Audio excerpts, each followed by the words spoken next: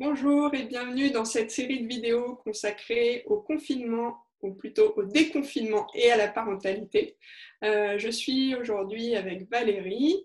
Je te laisse te présenter peut-être. Oui, bonjour à tous et à toutes, et puis bonjour Valentine. Donc moi je suis Valérie Guénec, thérapeute de l'enfant intérieur et conseillère en huile essentielle. Et donc moi, je suis Valentine Magnier, coach parental et auteure du blog Parents en équilibre. Donc la vidéo d'aujourd'hui, après avoir vu hier peut-être comment faire baisser l'anxiété chez les parents, on s'intéresse aujourd'hui à l'anxiété de nos enfants. Donc j'avais pas forcément prévu de le dire, mais ça me semble une évidence là en commençant cette vidéo. Le premier levier pour faire baisser l'anxiété chez vos enfants, c'est la vidéo d'hier. C'est travailler déjà sur vous en tant que parent. Parce que nos enfants, c'est des éponges à émotions, moi je trouve, les enfants. C'est-à-dire que même parfois, j'ai l'impression que moi, ma fille, elle ressent avant moi mon émotion. J'arrive à voir qu'il y a quelque chose qui ne va pas en moi parce que déjà chez elle, ça commence à bouger. Donc c'est important d'avoir conscience de ça, que notre propre état émotionnel joue sur les émotions de nos enfants et vice-versa. Donc maintenant, qu'est-ce qu'on peut mettre en place avec nos enfants dans cette période de déconfinement où il y a plein de questions, où eux-mêmes, c'est pas bien au clair. Ok, je vais retourner à l'école, mais comment ça va se passer et qu'est-ce que j'ai le droit de faire et pas faire. Qu'est-ce que j'avais le droit de faire avant et que maintenant, j'ai plus le droit de faire et pourquoi. Et je pense qu'il y a pas mal de questions qui tournent dans leur tête et qui forcément nourrissent un petit peu d'inquiétude. Donc, qu'est-ce qu'on peut mettre en place à la maison, en tout cas, pour apporter un peu plus de sécurité, de douceur, de joie? La première des choses, elle n'est pas spécifique au confinement ou au déconfinement. Je pense que c'est essayer d'accorder chaque jour un petit temps vraiment privilégié avec vos enfants. C'est-à-dire pas un temps où vous êtes déjà en train de penser à tiens, ce soir, qu'est-ce que je vais préparer à manger, ou oula, faut pas que j'oublie d'appeler ma mère ce soir, ou oh là là, une fois que les enfants seront couchés, il faudra absolument que je fasse ceci, cela, ou vous voyez, si vous êtes comme moi, quand vous êtes dans votre douche, vous êtes déjà en train de faire la liste de vos courses pour le lendemain, donc c'est pas toujours facile de finalement s'asseoir un instant avec son enfant et être pleinement dans l'activité qu'on va partager avec lui.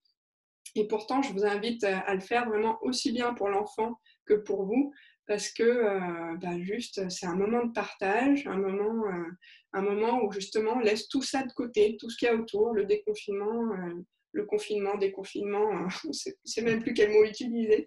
Voilà, on laisse ça de côté et juste on profite d'un moment ensemble. Donc, ça peut être une histoire le soir que vous partagez avec votre enfant, et même avec un enfant plus grand, en fait, on peut faire ça, partager un moment de lecture, lire une bande dessinée ensemble, écouter de la musique ensemble. Pourquoi pas prendre un bain ensemble si vous avez des enfants qui sont petits, mais voilà un moment qui soit un peu ce petit cocon tout doux, agréable et où on laisse de côté les préoccupations pendant un instant. On aura bien assez le temps de s'y remettre, de laisser le petit vélo dans la tête rouler à nouveau un peu plus tard. Donc ça, c'est la première chose que je vous propose. Ensuite, par rapport à tout ce qui est justement anxiété, inquiétude, émotion, essayez de peut-être trouver comment jouer autour des émotions. Donc instaurer des moments de parole et pourquoi pas de jeu avec vos enfants où on peut parler de ce qu'on ressent par rapport à ce qui se passe. Tiens, aujourd'hui, il y a telle chose qui m'a surprise, j'ai pas compris ça m'a frustré, ça m'a énervé, ça m'a mis en colère, ou ça m'a trop étonné et j'étais super content. Et peut-être essayer par rapport aux événements spécifiques qui se passent en ce moment, de s'exprimer autour des émotions. Donc ça dépend vraiment de l'âge de vos enfants, la manière de l'amener. Ce que je vous propose, c'est de mettre en lien de cette vidéo un lien vers un article que j'ai écrit qui répertorie 6 jeux autour des émotions qui s'adaptent vraiment à une palette d'âge très différente et peut-être faire votre petit marché là-dedans de ce qui pourrait vous convenir. Et puis, sentez-vous évidemment libre de le réadapter à votre contexte familial, de faire ces jeux vôtres quoi, pour essayer d'instaurer ce dialogue au quotidien dans votre famille et ainsi apaiser les inquiétudes en communiquant tout simplement. Enfin, tout simplement, c'est pas si simple que ça, mais en tout cas, ça vaut la peine, je pense, d'essayer et avec régularité pour petit à petit y arriver de plus en plus facilement. On parlait hier ensuite d'un autre point qui est celui des informations en continu.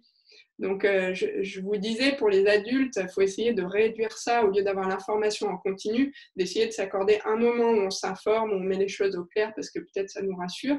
Mais par contre, chez les enfants, je ne suis pas convaincue que ce soit pertinent qu'ils aient ce temps-là. Et moi, ce que je vous conseillerais, c'est carrément de zéro information qui viennent des médias et plutôt privilégier les temps dont on a parlé juste avant, où c'est vous, en fait, qui allez prendre le temps d'expliquer la situation et la situation adaptée avec des mots qui correspondent à l'âge de votre enfant, qui ne sont pas les mots des journaux, des médias, de la radio, des réseaux sociaux, qui ne sont pas forcément adaptés à votre enfant. Vous connaissez la sensibilité de votre enfant, ce qui peut-être le tracasse plus, la façon en fait, de lui amener la chose et aussi de la relier à son quotidien. Pour répondre en fait à ces interrogations, il n'a pas besoin de comprendre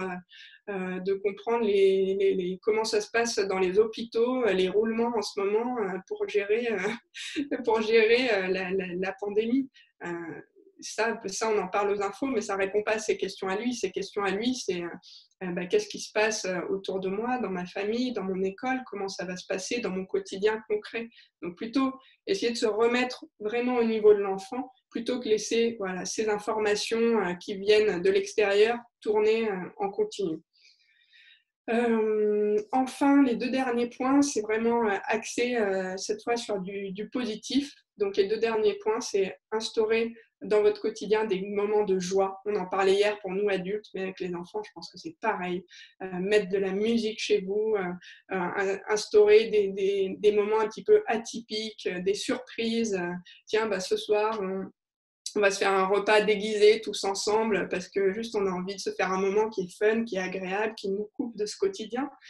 Donc apporter de la joie et ensuite apporter ce qu'on appelle la gratitude, c'est-à-dire arriver à se centrer tous ensemble en famille sur les moments qui ont bien été dans la journée. Et en fait, ces deux choses, elles vont ensemble parce que plus vous allez apporter de joie dans votre quotidien, plus ça va être facile de se dire le soir, dans ma journée, j'ai trop bien aimé telle et telle chose.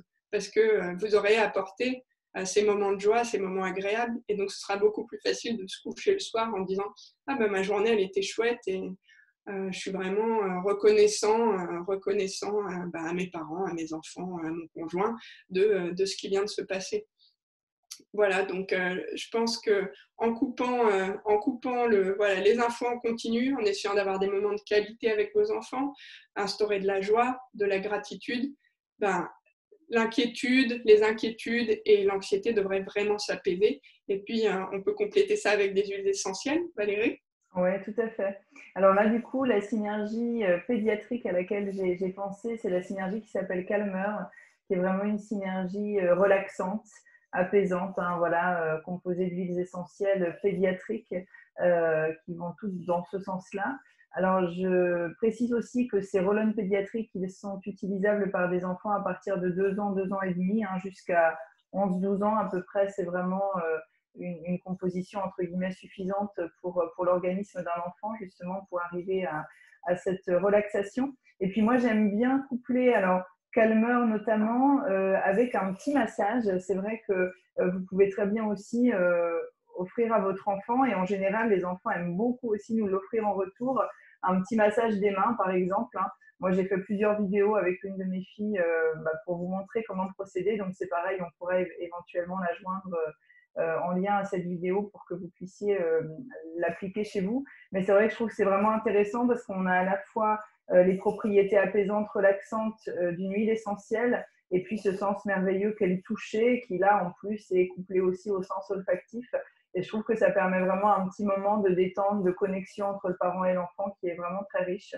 Donc voilà, une petite inspiration supplémentaire justement pour peupler entre guillemets ces moments de connexion entre parents et enfants dont tu parlais, Valentine. Oui, je crois que sous les pieds, je crois que c'est très intéressant aussi, les huiles essentielles en massage. Oui, tout à fait. Alors tout à fait, c'est vrai que sous les pieds, moi j'aime bien par exemple le soir. Le soir au moment du coucher, c'est très pratique, mais le petit massage des mains, ce que je trouve sympa, c'est qu'en fait on n'a pas besoin de se déshabiller, ça peut même être fait Je pense ici, par exemple, les enfants et les parents qui vivent en ville, bah, parfois, là en ce moment, ils doivent prendre voilà, les transports en commun pour rentrer.